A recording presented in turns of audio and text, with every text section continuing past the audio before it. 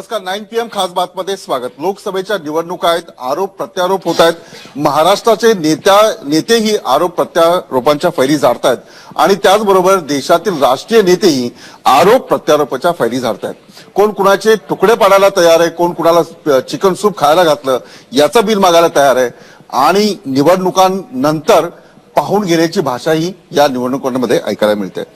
सामान्य लोकांपुढे मत मागण्यासाठी जाणारा उमेदवार जेव्हा अशा प्रकारची भाषा बोलतो तेव्हा मतदारांच्या मनात काय असतं या विषयाची चर्चा मी करणार। या चर्चेत सहभागी होतात राजू वाघमारे, काँग्रेस पक्षाचे प्रवक्ते आहेत, मधु चव्हाण प्रदेश भाजपचे प्रवक्ते, सलीम अलवारे आप आदमी पक्षाचे प्रवक्ते आहेत। या तिन्ही पक्षाचे प्रवक्त्यांच्या पक्षाचे जे उमेदवार आहेत ते राजकारणात आहेत, ते मतं मागतायत, कुठल्या प्रकारे मतं मागतायत आणि जी भाषा आहे ती योग्य आहे का या विषयावर मी चर्चा करतो। मी सर्वात आधी जाणार आहे राजू वाघमारे यांच्याकडे, कारण मसूद या उमेदवाराने एका भाषणामध्ये म्हणजे एका चौक सभेमध्ये तुकडे पाडण्याची भाषा केली होती। वाघमारे साहेब, तुम्ही मतं मागायला जातायत की कुणाची खांडोळी करायला जातात? काय आहे की मसूदनी ही जी बातमी दिली किंवा ही जी भाषा वापरली त्यावेळी तो समाजवादी पार्टीमध्ये होता, तो काँग्रेसच्या पार्टीमध्ये नव्हता। समाजवादी पार्टीमध्ये असताना 8 महिन्यापूर्वी वापरलेली टेप ही आता बाहेर काढून त्यावर राजकारण करण्याचा प्रयत्न जो विरोधी पक्षांनी केलेला आहे त्याचा आम्ही निषेध करतो। आणि मसूद जर या बाबतीत बोलले असतील तर त्याप्रमाणे कोर्टाने त्यांना सजा किंवा ऍक्शन जी घेतलेली आहे त्याबद्दल काँग्रेस पक्षाने कुठचीही दुसरी भूमिका घेतलेली नाही, कारण काँग्रेस पक्षाने अशा प्रकारच्या वक्तव्याचा किंवा अशा प्रकारच्या वर्तनाला केव्हाही पाठिंबा दिलेला नाही।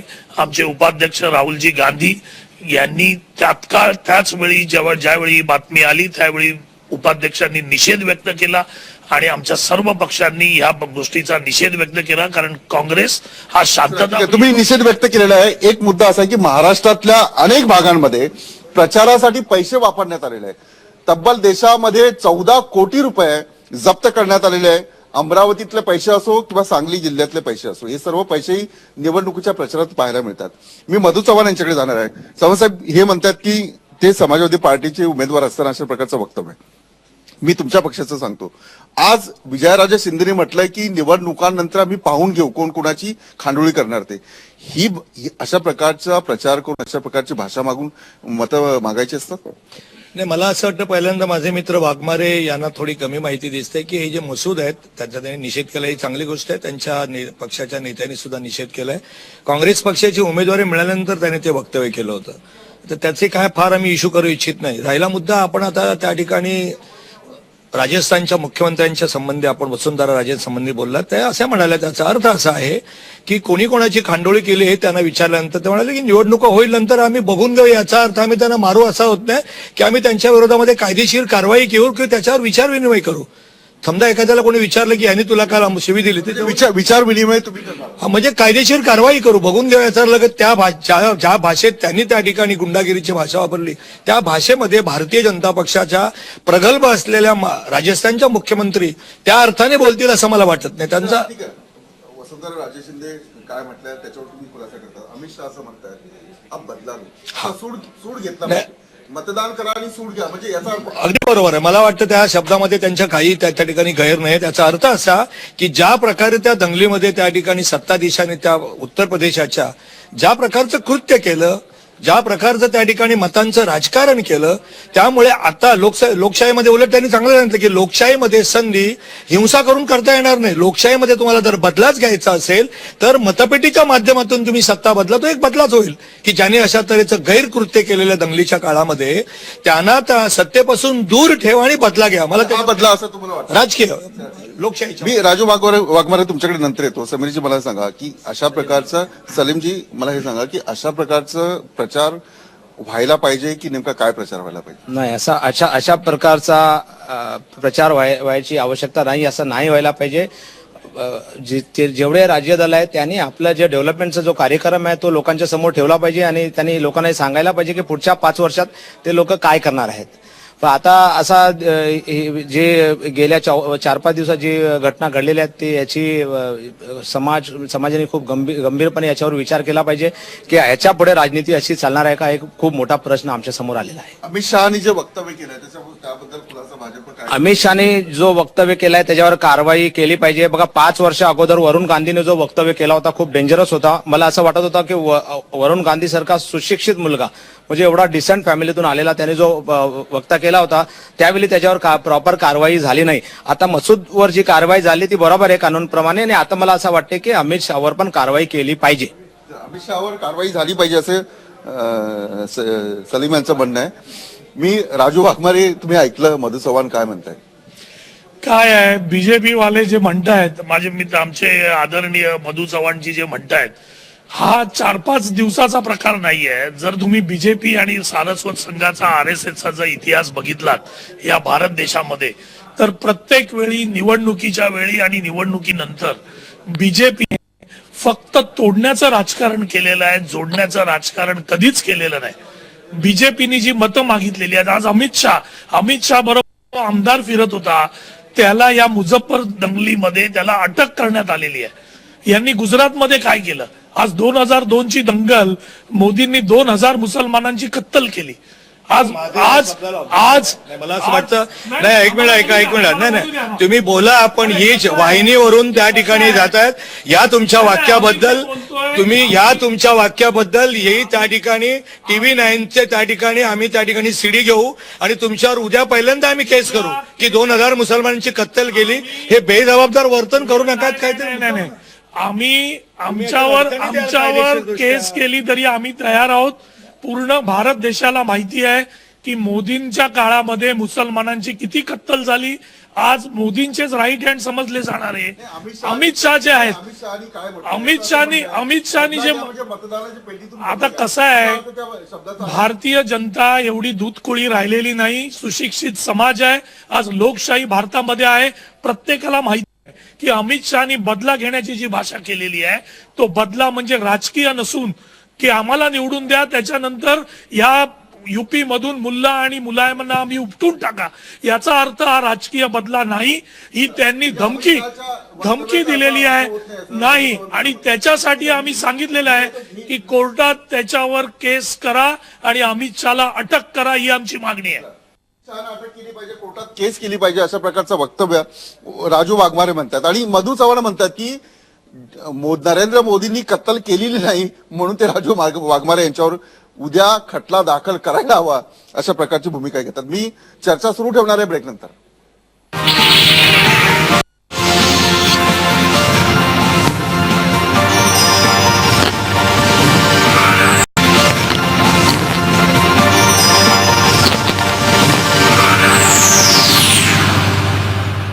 नंतर पुन्हा एकदा स्वागत. वक्तव्य, आरोप प्रत्यारोप या संदर्भातली पहिल्या सेगमेंटमध्ये मी चर्चा केली, पण आता चर्चा होणार आहे निवडणुकांमध्ये खर्च येतो तरी किती, आणि गाड्या 74,000ला बलोरे गाडी येते, अशा प्रकारच्या घटना महाराष्ट्रात घडलेल्या आहे. सांगलीमध्ये 5 लाखाची रोकड जप्त झालेली आहे. अमरावतीमध्ये गेल्यावेळी मागच्या निवडणुकांमध्ये अमरावतीमध्ये रोकड सापडली होती आणि यंदाही अमरावतीमध्ये रोकड सापडली आहे. मधु चव्हाण, मला हे सांगा की अमरावतीमध्ये राष्ट्रवादी काँग्रेसचा उमेदवार आहे, काँग्रेसचा पाठिंबा आहे, तिथे रोकड सापडणं, पैसा सापडणं म्हणजे काय? मला असं वाटतं की साधारणपणे 1971च्या निवडणुकीनंतर विशेषतः श्रीमती इंदिरा गांधी या देशामध्ये गरिबी हटाव देऊन सत्तेवर आल्यानंतर एक निवडणुकीमध्ये वैचारिक लोकांच्या समोर जाऊन चर्चा करावी, मतं मागावी, सिद्धांतावर असं कधी झालंच नाही.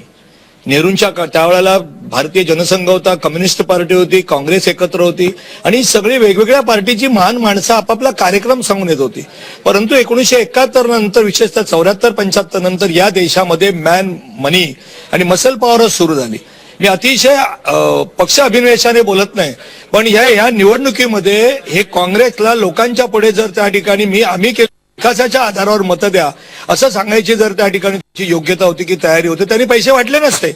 सगळे पैसे विलास मुत्तेमवारांच्या ऑफिसमध्ये मिळाले आहेत सगळ्यांनी. ते भारतीय जनता पार्टीने तक्रार केलेली नाहीये, ती पोलीस त्या ठिकाणी निवडणूक आयोगाच्या संबंधित अधिकाऱ्यांनी केलेली आहे. आणि म्हणून निवडणुकीचा काळ जवळ आला की विचारांच्या ऐवजी आजपर्यंत असंच झालंय, काँग्रेस ते लोकांची गरिबी विकत घेतली.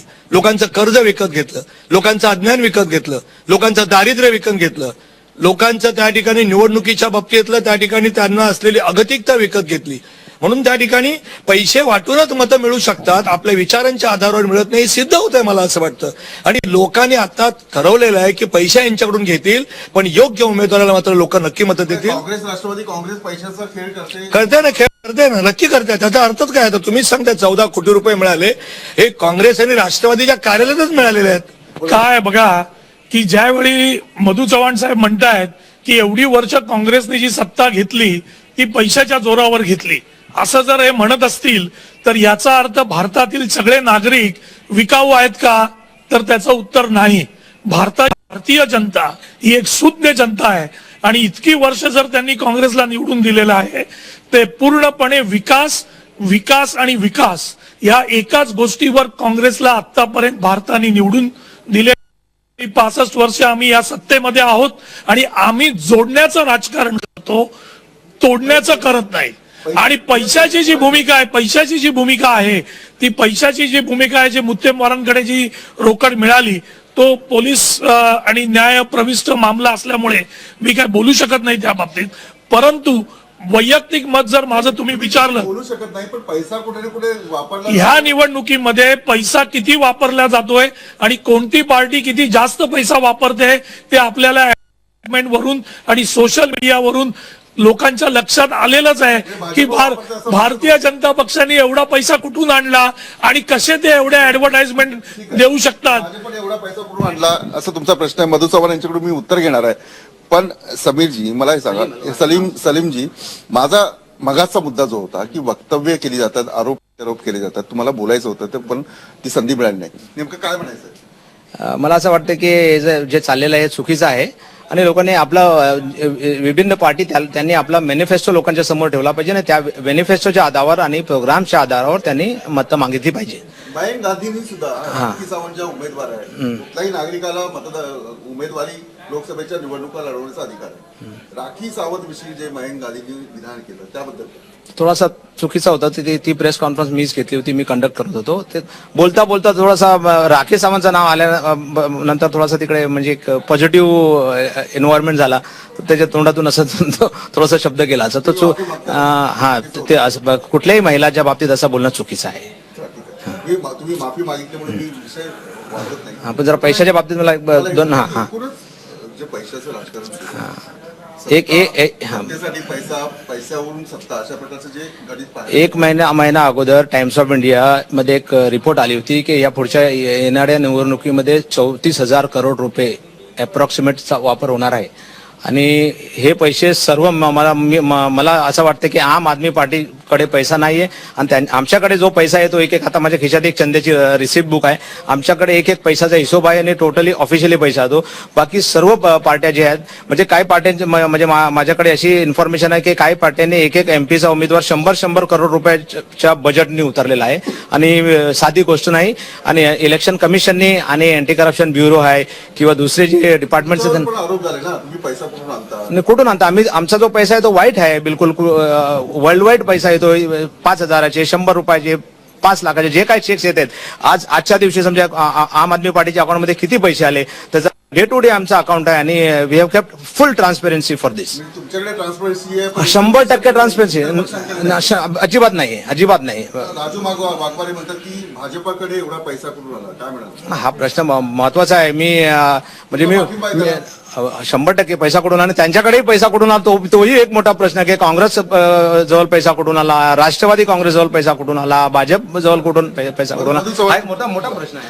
नाही काय मोठ्या प्रमाणात नरेंद्र मोदी विकास पुरुष आहेत, जोरात जाहिराती सुरू आहेत, त्याला आक्षेप नाही. आता मी कुठल्या प्रश्नाचं उत्तर देऊ आपल्याला यांच्या? दोन्ही प्रश्न. नाही, मुद्दा असा आहे की केजरीवालने काय भारतीय जनता पक्षाचे आमचे ते काय कॅशियर नाही आहेत की अकाउंटंट नाही आहेत की त्यांना आमच्याकडे किती पैसा आहे माहिती आहे. अण्णा हजारेंच्या आंदोलनामध्ये अण्णा हजारेंच्या स्वतःच्या नावावर खातं नव्हतं, करोडो रुपये त्या ठिकाणी अण्णा हजारेंच्या आले पैसे ते केजरीवालचे एनजीओ होते त्याच्या नावावर त्यांनी घेतलं आणि ज्याला केजरीवालनी चिटिंग करणं म्हणतात ते सगळे पैसे त्यांनी आता स्वतःसाठी वापरतात. आणि सगळ्या या परदेशामधल्या भारतामध्ये अशांतता चिटिंग केलं लोकांनी, अण्णा हजारेंची चिटिंग केलं. मी जाहीर बोलतोय इथे की जे अण्णा हजारेंच्या आंदोलनात पैसे आले अण्णा हजारेंचं खातं नव्हतं, ह्यांचं खातं होतं. एनजीओचं, ते सगळे पैसे तिकडे गेल्याने आता वापरतायत. दुसरी गोष्ट मी या ठिकाणी अतिशय जबाबदारीने एक विधान करतोय की या परदेशातल्या मधल्या अशा काही संस्था आहेत, अशा काही शक्ती आहेत की या देशामध्ये जे अराजक निर्माण करतायत, इथल्या व्यवस्था उधळून लावण्याचा प्रयत्न करतात. उदाहरणार्थ नक्षलवादी असतील किंवा त्या ठिकाणी केजरीवालांसारख्या प्रवृत्ती असेल की ज्या लोकशाहीला मानत नाही, सगळ्यांना चोर म्हणतात ते. आता मी काँग्रेसवर टीका करेन, पण मी मुद्द्याला धरून टीका करेन. काँग्रेस एक वरपासून खालपर्यंत चोर पार्टी आहे, अशा तऱ्हेचं बेजबाबदार विधान मी करणार नाही. भ्रष्टाचारावर बोलेन, त्यांच्या चुकीच्या धोरणावर बोलेन, त्यांच्या त्या ठिकाणी जातीयवादावर बोलेन, पण बेजबाबदार विधान करणार नाही. त्यांना जे परदेशातून जो पैसा मिळतो, या देशातल्या त्या ठिकाणी विघटनवादी शक्तींना मिळतो आणि त्या त्यांच्याकडे पैसा आहे. राहिला मुद्दा भारतीय जनता पक्ष. आता समजा सोनिया गांधी आहेत किंवा त्यांचे नेते आहेत, आता इतका हा आधुनिक काळ आहे, एका वेळेला दिवसातून 10 सभा घ्यायच्या असतील तर त्या ठिकाणी तुम्ही गाडीने, सायकलने किंवा स्कूटरने जाऊ शकत नाही, तुम्हाला हेलिकॉप्टरने जावं लागेल. कारण प्रचार आणि प्रसार, भारतीय जनता पार्टी देशामध्ये सत्तेवर आल्यानंतर काय करते हे अधिकाधिक लोकांना सांगणं आवश्यक आहे. लोकांना दाखवण्यासाठी तुम्ही ती सगळी यंत्रणा वापरला पाहिजे, त्यासाठी खर्च येणार नाही. तो आम्ही राजमार्गाने घेतोय, आम्ही हिशोब ठेवतोय त्याचा. खूप महत्वाचा मुद्दा उपस्थित केला की परदेशातून जो पैसा येतो तो आम आदमी कशासाठी वापरतो, हा मुद्दा, या मुद्द्यावर मी चर्चा करणार आहे. मी ब्रेक घेणार आहे.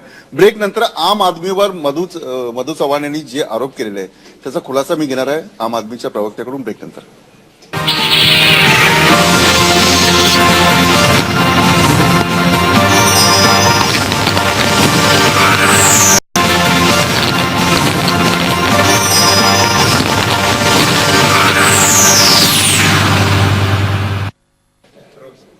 ब्रेक नंतर पुन्हा एकदा स्वागत. ब्रेकच्या आधी मी म्हटलं होतं की आम आदमी पक्षाचे जे प्रवक्ते अलवारे यांच्याशी मी खुलासा करून घेणार आहे.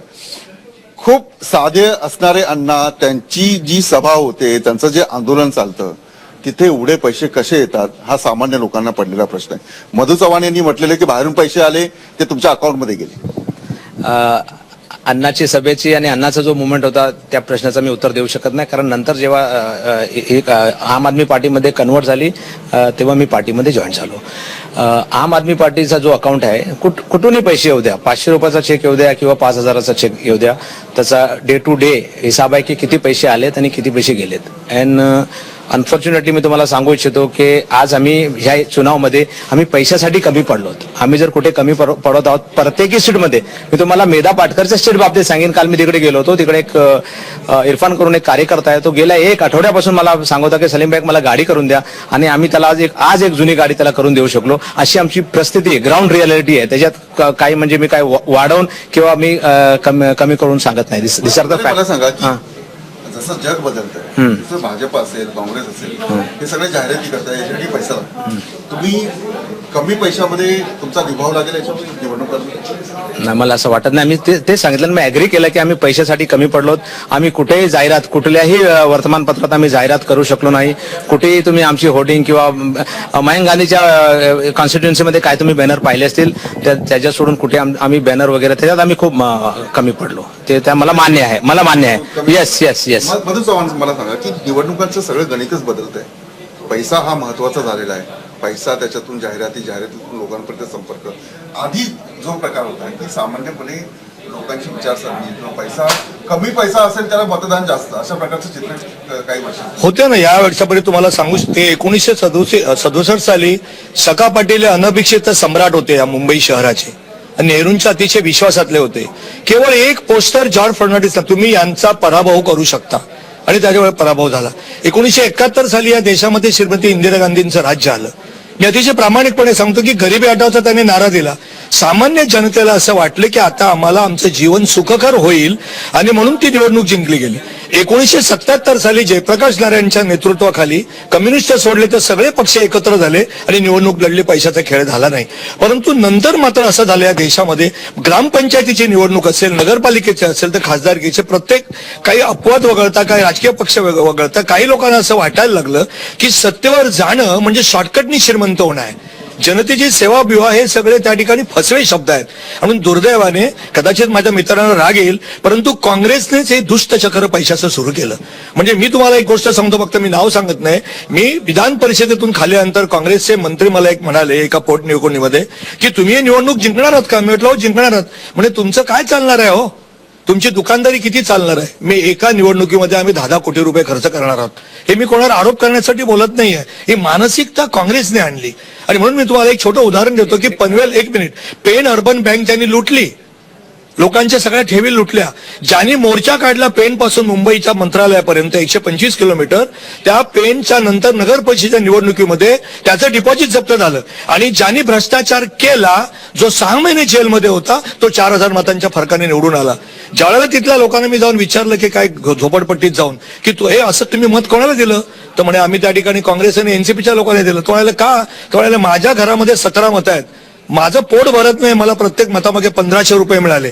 आता हे कोणी केलं? माणसाची प्रवृत्ती, त्याची नियत कोणी बदलली? आणि म्हणून मला असं वाटतं की अतिशय दुर्दैवी गोष्ट या सगळ्या गोष्टी होत्या. राजकारणाची नियत बदललेलीच आहे, पण मतदारांची सुद्धा नियत बदलण्याचं काम काँग्रेस राष्ट्रवादीने केलं. चव्हाण साहेबांचा जो आरोप आहे तो कदापि आम्हाला मान्य होणार नाही.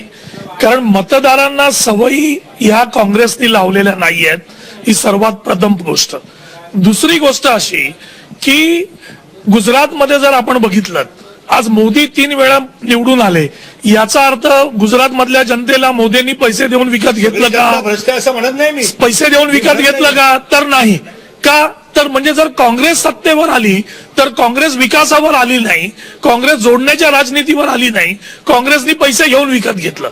बीजेपी सत्तेवर आली तर ती विकासामुळे आली. आता पैसे हे जे गणित आहे, पैसे मिळाले, पैसे कोणाच्या 14 कोटी रुपये कोणाच्या कार्यालयात मिळाले?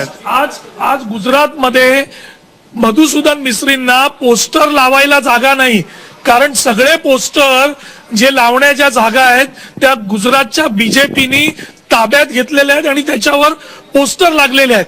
त्यांना शेवटी अटक करून घ्यावी लागली. हा प्रश्न जगासमोर येण्यासाठी की गुजरातमध्ये दुसऱ्या पार्ट्यांना पोस्टर लावायला जागा नाही.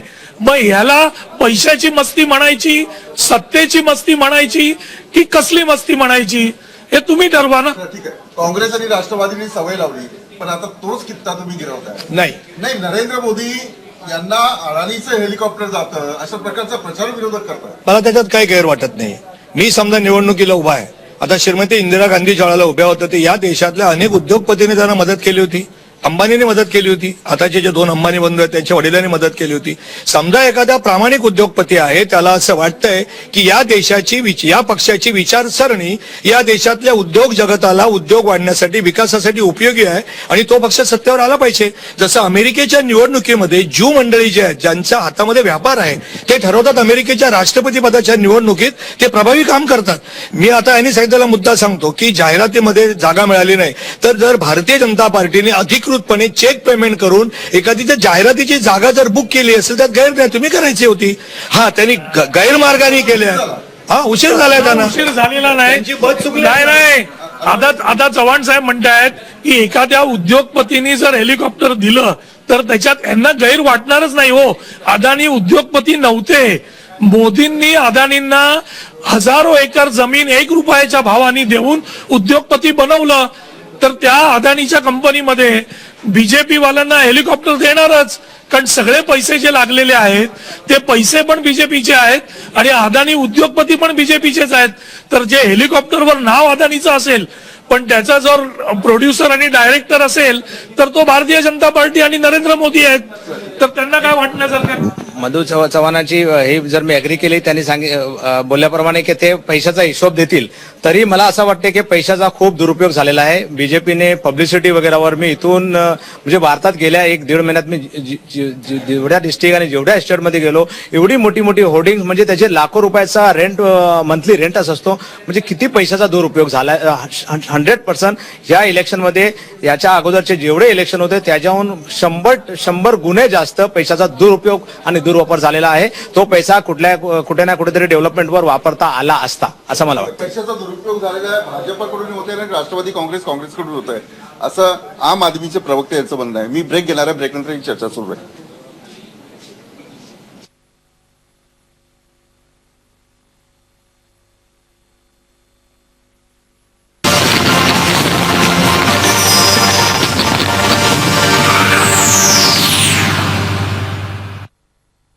ब्रेक नंतर पुन्हा एकदा स्वागत. हा माझा शेवटचा सेगमेंट आहे.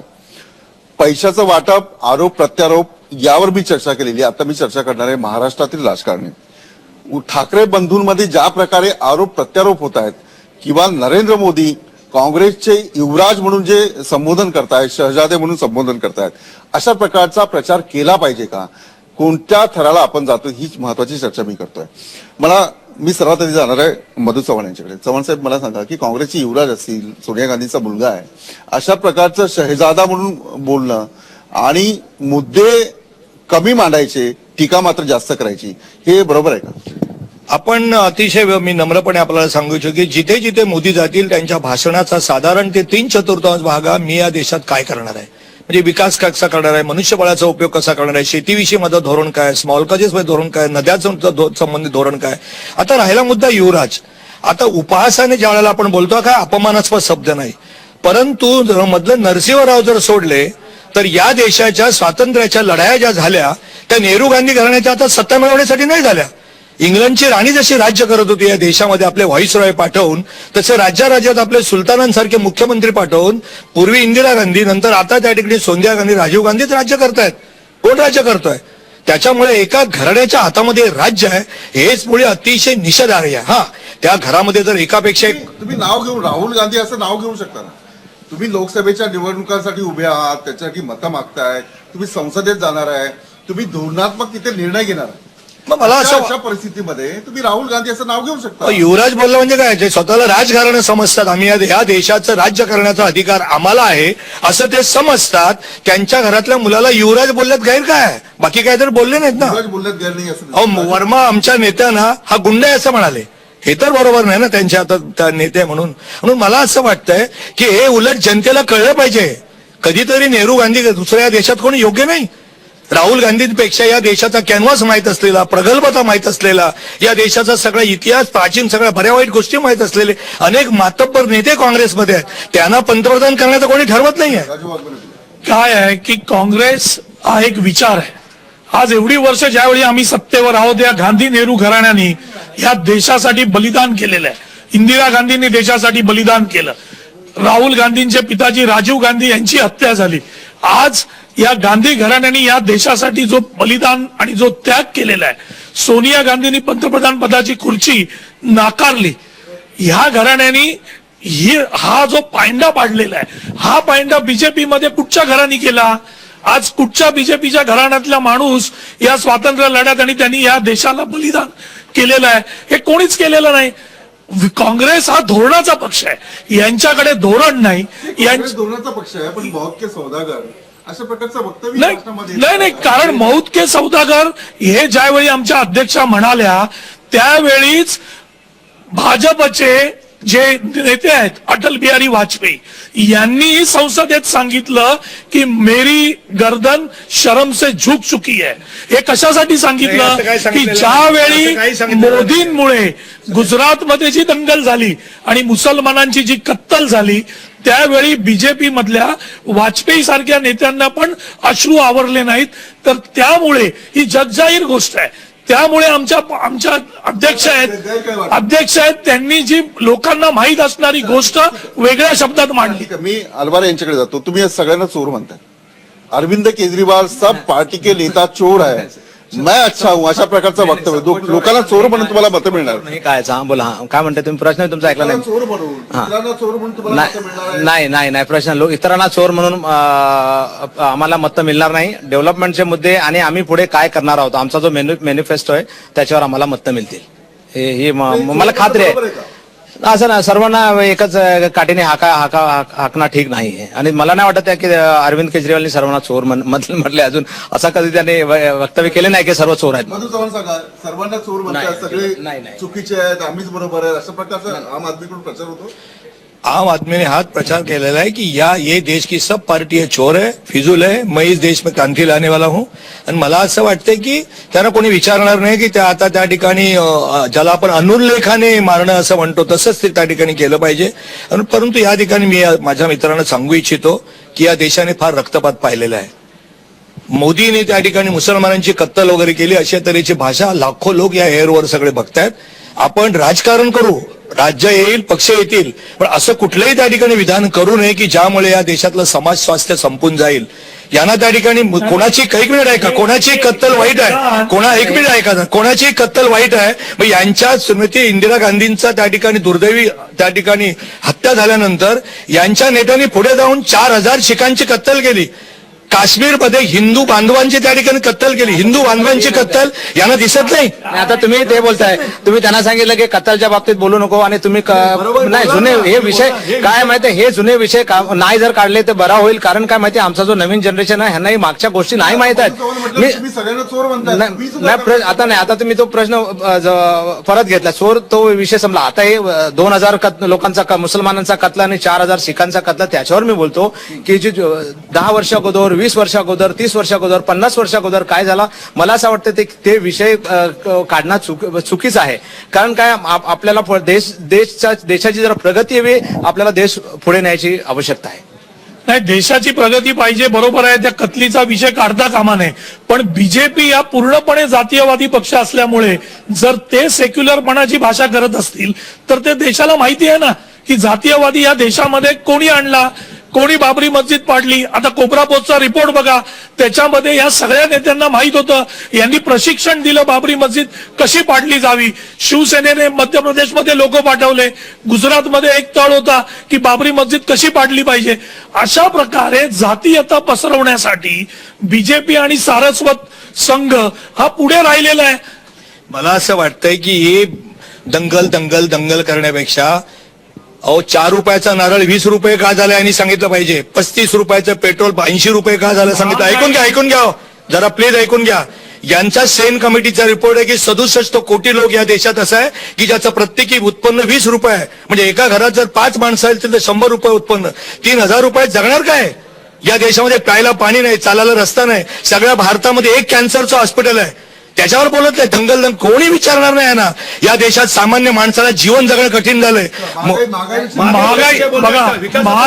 महागाईचा जो विषय महागाई हा जो विषय आहे, हा महागाईचा विषय आठवले साहेब, हा पूर्ण जगामध्ये जी मंदी आली त्या मंदीचे परिणाम जे युरोप आणि अमेरिकेमध्ये जेवढे दिसले त्याच्यापेक्षा कितीतरी प्रमाण या भारत देशामध्ये कमी दिसलं. त्याला एकमेव कारण आहे काँग्रेस पक्ष. महागाई प्रश्न आहे, पण सिक्युरिटी ही प्रॉब्लेम आहे. सिक्युरिटी हा एक हे इम्पॉर्टंट आहे. आणि ह्या देशातले मुसलमान असो, हिंदू असो, कोणी कुठल्याही समाजातले, कुठल्याही स्टेटचे लोक असो, त्यांची सिक्युरिटी व्हावी ही ह्याची सरकारची जबाबदारी असते. सरकार कोणाची असो. आपल्या सगळ्यांचे आभार. आपण या कार्यक्रमात सहभागी झालात. एकूणच पैसा, सत्ता या सगळ्या मस्तीमध्ये राजकारणी दिसत आहेत. आरोप प्रत्यारोपांमध्ये पातळी सोडून कुठे ना कुठे आरोप होतोय, अशा प्रकारचे चित्र मतदारांना पाहायला मिळत आहे. मतदार राजा आहे, तो मतदाराला जाणार आहे. लोकांनी काय म्हटलं हे त्याच्या मनात असणार आहे. मी कार्यक्रम इथेच थांबवतो. आपण पाहता TV9 महाराष्ट्र.